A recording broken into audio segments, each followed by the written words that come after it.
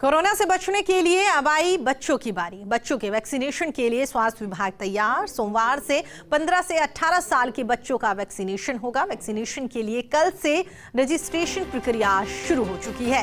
प्रदेश भर में करीब 44 लाख बच्चों को कोरोना की वैक्सीन लगेगी और साथ ही कोवैक्सीन प्रदेश के पास में 17 लाख वैक्सीन फिलहाल उपलब्ध है। जयपुर में 1 लाख से अधिक वैक्सीन की डोज मौजूद है।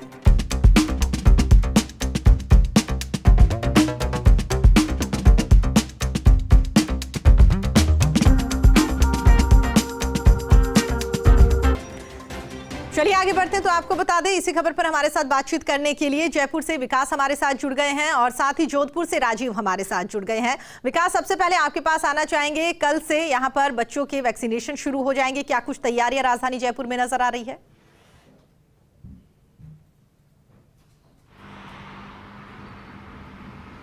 बिल्कुल, देखिए प्रीति, जिस तरह से 1 साल का लंबा इंतजार, क्योंकि सबसे ज्यादा चिंता लोगों को अपने बच्चों को लेकर के थी, वो इंतजार आखिरकार खत्म हो रहा है। हालांकि जो शुरुआती फेज है उसमें जो उम्मीद थी उससे कम लोगों को वैक्सीनेशन हुई, क्योंकि अभी 15 से 18 साल के बच्चों के लिए वैक्सीनेशन प्रक्रिया शुरू की गई है, जबकि उम्मीद ये थी कि 12 साल से अधिक उम्र के बच्चों के लिए, क्योंकि उनका मूवमेंट सबसे ज़्यादा है, स्कूली मूवमेंट सबसे ज़्यादा है, तो इसको देखते हुए उम्मीद ये थी कि 12 साल से अधिक उम्र के बच्चों के लिए वैक्सीनेशन शुरू होगा। लेकिन अभी इस वक्त चरणबद्ध तरीके से जो अभियान है वो शुरू किया जा रहा है, जिसमें कि कल से जो 15 साल से ऊपर के बच्चे हैं और 18 साल तक के बच्चे हैं, कुल राजस्थान की बात करें तो तकरीबन 53 से 54 लाख बच्चों का लक्ष्य जो है राजस्थान में रखा गया है। और ये रूटीन वैक्सीनेशन जो है उसी के तहत ये वैक्सीनेशन किया जाएगा।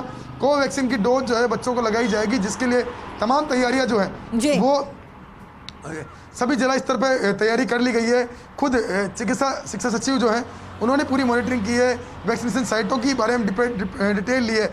लेकिन अभी क्या है, कोई नई तैयारी करने की जरूरत नहीं है बच्चों को लेकर के, क्योंकि अभी मौजूदा स्थिति जो है राजस्थान में एक दिन के अंदर 15 लाख वैक्सीन की डोज लगाने की क्षमता है। उस तरह का सिस्टम जो मैकेनिज्म मौजूद है और कोई नया मैकेनिज्म वैक्सीन के लिए नहीं आया है। जो पुराना मैकेनिज्म है उसी मैकेनिज्म से बच्चों को वैक्सीनेशन लगेगी, तो इसलिए कोई नया मैकेनिज्म नहीं किया गया। लेकिन तैयारियाँ, क्योंकि अब एक साथ हुजूम बढ़ेगा, एक साथ जो है काम का प्रेशर बढ़ेगा, तो उसके लिए तैयारी जरूर पूरी कर ली गई है। ट्रेनिंग सेशन पूरे कर लिए गए हैं और साथ में रिपोर्टिंग सेशन, क्योंकि इसमें रिपोर्टिंग होगी, ऑन साइट रजिस्ट्रेशन भी शुरू होगा। कल से जो कोविन ऐप है उस पर भी रजिस्ट्रेशन शुरू कर दिया गया है। कुल मिलाकर राजस्थान में जो एक इंतजार था, क्योंकि पिछली बार हमको याद है 16 जनवरी से पूरे प्रदेश भर के अंदर वैक्सीनेशन अभियान जो है उसका आगाज हुआ था और आज 2 जनवरी हो गई है। कल 3 जनवरी को 1 साल का लंबा इंतजार था बच्चों को वैक्सीनेशन का, वो चरण शुरू हो रहा है। कल से 15 साल से अधिक उम्र के बच्चों के लिए वैक्सीनेशन की प्रक्रिया कल से शुरू हो जाएगी। जी ठीक है विकास, दोबारा आपका रुख करेंगे। राजीव हमारे साथ बने हुए हैं। राजीव, जिस तरीके से विकास ने बताया, लगातार राजधानी जयपुर में तैयारियां चलती हुई नजर आ रही है और 54 लाख के आसपास यहां पर बच्चों को चिन्हित किया गया है जिन्हें पहली डोज यहां पर लगती हुई दिखाई देगी। आप जोधपुर में मौजूद है, वहां पर क्या कुछ तस्वीरें?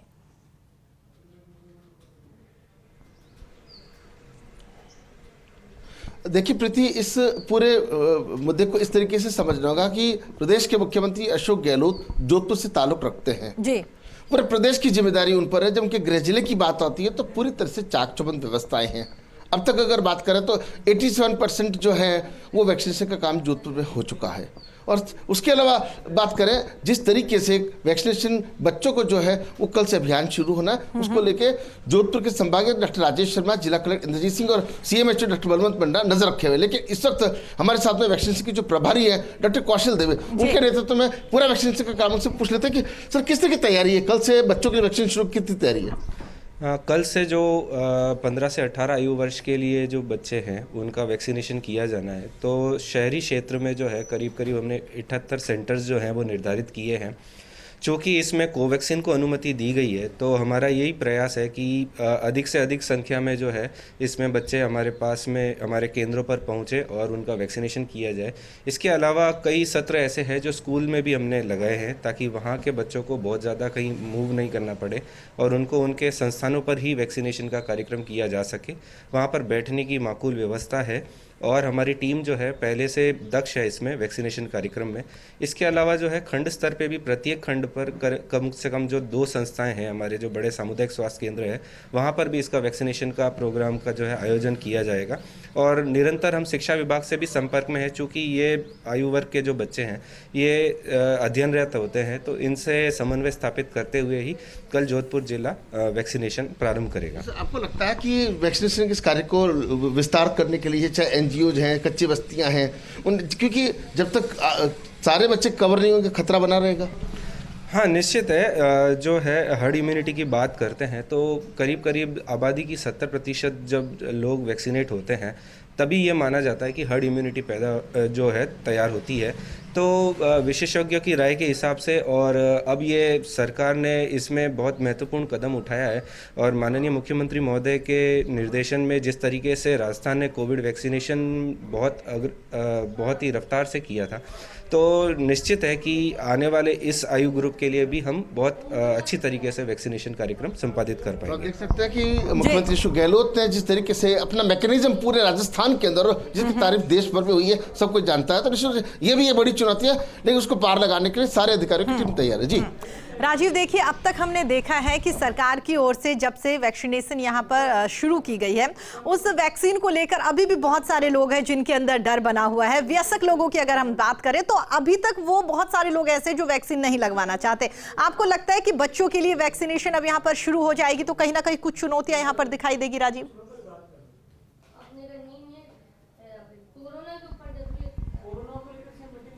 देखिए निश्चित रूप से आमतौर कई बार बड़े बच्चों को सिखाते आए हैं कि बच्चे बड़ों को सिखाते हैं, तो निश्चित रूप से ये भी बहुत ही महत्वपूर्ण सवाल है। सर, अब बच्चे भी लगाएंगे, कुछ ऐसे भी लोग बड़ों ने नहीं लगवाई है, तो आपको लगता है कि ये बड़ी चुनौती है बच्चों के साथ साथ बड़ों को जो बच गए उनको भी लगाना?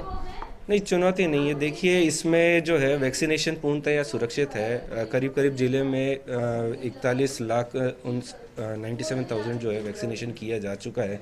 प्रथम डोज है जो 24,48,000 की जा चुकी है और 17,50,000 जो है हमने सेकेंड डोज भी लगा ली है। तो वैक्सीन पूर्णतया सुरक्षित है। जनता को इसके बारे में अच्छी तरीके से जानकारी है कि वैक्सीनेशन प्रोग्राम की वजह से किसी प्रकार की कोई दुविधा नहीं होती है और सामान्य माइल्ड जो इफ़ेक्ट्स रहते हैं, चोट का जो है, सुई का जो चुभन है या हल्का सा बुखार आने की संभावना रहती है, उसके अलावा बाकी कोई मेजर कंसर्न नहीं है।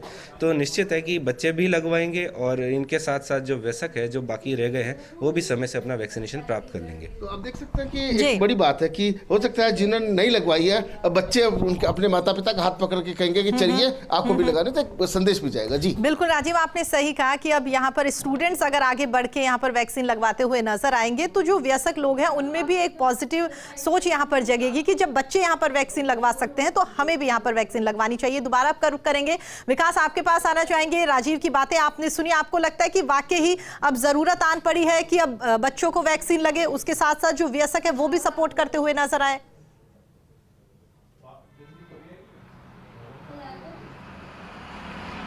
बिल्कुल, देखिए प्रीति, इस वक्त सबसे बड़ी चिंता थी वो बच्चों को लेकर की थी और थर्ड लहर जिसकी दस्तक बिल्कुल राजस्थान में हो चुकी है। दिल्ली के जो एक्सपर्ट है, मुंबई के जो एक्सपर्ट है, उनका भी दावा है कि लगभग जनवरी 15 जनवरी तक जो राजस्थान में है थर्ड लहर की दस्तक जो है वो शुरू हो जाएगी। तो उसको देखते हुए सबसे बड़ा जो ग्रुप था वो बच्चों का था जो कि अनटच था वैक्सीनेशन से। अगर ये वैक्सीन हो जाता है तो काफ़ी हद तक, क्योंकि आप देखिए ओमिक्रॉन की दस्तक हो चुकी है, लगातार केस बढ़ चुके हैं, लेकिन अभी भी अस्पतालों में मरीज नहीं पहुंच रहे, यानी कि एसिम्प्टोमेटिक मरीज जो है वो सामने आ रहे हैं। और उसका कारण यही है कि उन्होंने वैक्सीन की डोज लगा रखी है, लेकिन जो बच्चे हैं वो अभी इस सुरक्षा कवच से दूर है। तो ऐसे में अगर बच्चे सुरक्षा के दायरे में आ जाते हैं और ये ग्रुप का दायरा जो 12 से 15 के बजाय 12 तक हो जाता है, तो काफ़ी हद तक हम बच्चों को बचा पाएंगे, काफ़ी हद तक हम इस स्प्रेड को रोक पाएंगे, क्योंकि इससे नीचे की उम्र के जो बच्चे हैं उनमें इम्यूनिटी पावर बहुत ज़्यादा होता है। इसके चलते उनको इतनी वैक्सीन की जरूरत नहीं होगी जितनी कि जो मोमेंटेबल बच्चे हैं, जबकि बात करें जो 8 से लेकर के 18 साल तक के बच्चे हैं, उनको वैक्सीन की सबसे ज़्यादा जरूरत होगी। जी 54 लाख का आंकड़ा यहाँ पर सरकार की ओर से विकास तय किया गया है, तो मान सकते हैं कि इतनी तादाद में अगर यहाँ पर स्टूडेंट्स को, बच्चों को वैक्सीन लगेगी तो स्वास्थ्य विभाग को और भी सतर्क रहने की जरूरत यहाँ पर आन पड़ेगी, क्योंकि अमूमन ये दिखाई देता है कि अगर वहाँ पर कह सकते हैं कि जो वैक्सीन लगवाने के लिए लोग पहुँच जाते हैं तो कई बार वहाँ पर डोज नहीं मिल पाती। तो फिलहाल जितनी डोज है उन डोज को और भी यहाँ पर बढ़ाने के लिए सरकार को और मेहनत करनी पड़ेगी।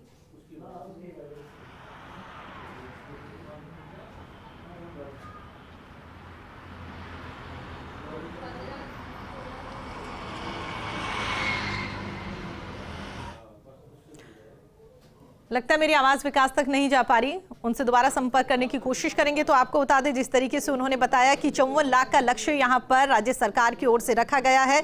दिन रात राज्य सरकार यहां पर मेहनत भी कर रही है, वैक्सीन को लेकर भी लगातार ये कोशिश सरकार की ओर से की जा रही है कि अब जब स्टूडेंट्स को, यानी कि 15 से 18 साल के बच्चे जो हैं, उन्हें अब जब वैक्सीन लगेगी तो किसी तरह की परेशानी का सामना ना करना पड़े। साथ ही ये भी उम्मीद की जा रही है कि स्वास्थ्य विभाग जो है वो भी यहां पर काफी सतर्क होता हुआ नजर आएगा। स्वास्थ्य विभाग ये चाहेगा कि वाकई ही जो 54 लाख का लक्ष्य यहां पर रखा गया है, वो 54 लाख का लक्ष्य आने वाले दिनों में पूरा होता हुआ नजर आए। इसीलिए स्वास्थ्य विभाग भी लगातार जागरूकता के साथ लोगों को यहां पर कह रहा है कि जल्द से जल्द जो स्टूडेंट्स हैं, जो बच्चे हैं, उन्हें भी वैक्सीनेशन सेंटर लेकर आए और उसके बाद में तीसरी लहर से आसानी से बचा जा सकता है।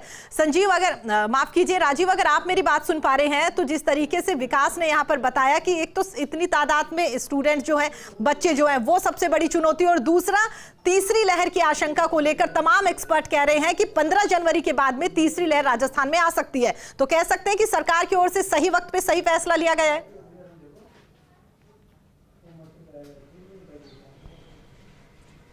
देखिए, निश्चित रूप से सही वक्त पर सही फैसला इसलिए कहा जा सकता है कि जिस तरीके से एक्सपर्ट्स बता रहे हैं कि तीसरी लहर तो एक तरह से तो आ ही चुकी है, ऑफिशियल घोषणा होनी बाकी है। कोरोना के मरीज जिस तरह से बढ़ रहे हैं, ओमिक्रॉन के मरीज जिस तरीके से आ रहे हैं, सरकार ने विशेष गाइडलाइन जारी कर दी है।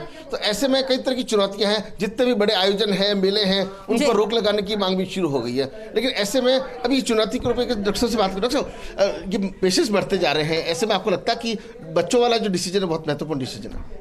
बिल्कुल, ये आयु वर्ग जो है घर से बाहर निकलता है, इनका स्कूल में जाना होता है, कोचिंग में जाना होता है, तो इनको सुरक्षा चक्र मिलना बहुत अनिवार्य था।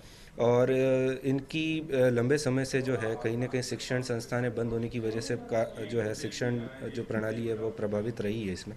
तो हालांकि स्कूल्स ने ऑनलाइन सेशंस लिए हैं, उनका शिक्षण जो कार्य है वो भी संपादित हुआ है, पर उसके बावजूद भी ज़रूरी है कि वो जो है सुरक्षा चक्र प्राप्त करें, ताकि आने वाले इस वेरिएंट के लिए भी जो है चुनौती बनी हुई है, उससे उनको सुरक्षा चक्र मिलेगा तो वो अपना जो शिक्षण कार्य जो है वो बहुत आराम से कर पाएंगे। तो डेफिनेटली ज़रूरी है कि वैक्सीनेशन इनका हो। तो देखा कि बच्चों का वैक्सीनेशन होने से बड़ी बात है कि कोचिंग में जाते हैं, स्कूल्स में जाते हैं, बच्चों के साथ खेलते भी हैं, तो कैसे कहीं ना कहीं ये लहर से पहले ये जो एक बड़ा कदम है ये महत्वपूर्ण साबित होगा। बिल्कुल राजीव, और सबसे बड़ी बात यही निकलकर सामने आ रही है कि जो कोरोना है वो सबसे ज्यादा, यानी कि तीसरी लहर को लेकर जो डर सता रहा है कि वो सबसे ज्यादा स्टूडेंट्स पर, जो बच्चे हैं, उन पर ही असर करता हुआ नजर आएगा। इसलिए बिल्कुल सही कह सकते हैं, सरकार की ओर से सही वक्त पे और बड़ा और सही फैसला यहां पर लिया गया है। दोबारा आपका रुख करेंगे, विकास आपके पास आना चाहेंगे, कह सकते हैं कि वाकई सही वक्त पे सही फैसला सरकार की ओर से लिया गया?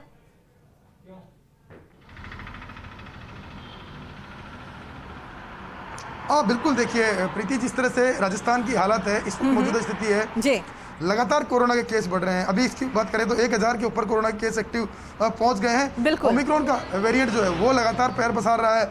और मुझे जो लगता है, क्योंकि मैंने सेकंड वेव का जो अनुभव मैंने देखा है, उस हिसाब से मैं कह सकता हूँ इस बात को कि ओमिक्रॉन का वेरिएंट जो है वो पूरी तरह से राजस्थान के अंदर स्प्रेड कर चुका है। करीबन 13 से 14 जिलों के अंदर ये केस सामने आने लगा है।